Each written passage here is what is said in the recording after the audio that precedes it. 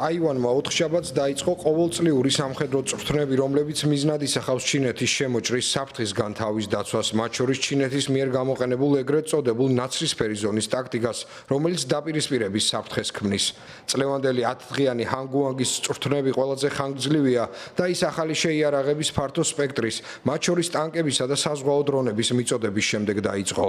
ტაივანში წვრთნები რეგიონული დაძაბულობისა და ჩინეთისა და მისი სახალხო განმათავისუფლებელი არმიის მხრიდან შევიწროების ფონზე ტარდება. ჩინეთი ტაივანს მიიჩნევს თავის ტერიტორიად, რომელიც საჭიროების შემთხვევაში ძალის გამოყენებით უნდა იქნას ანექსირებული. თუმცა ტაივანელების აბსოლუტურ უმრავლესობა სურს გახდეს სრულად დამოუკიდებელი, ან შეინარჩუნოს არსებული დე-ფაქტო მდგომარეობა.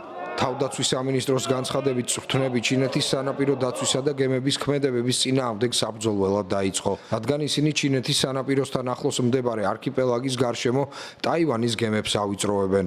არსებობს მოსაზრება, რომ ჩინეთი შეიძლება შეიჭრას შევიწროების წვრილმანი საბაბით. წვრთნები ითვალისწინებს პორტებისა და ჩინეთის შესაძლო სადესანტო წერტილების გამაგრებას.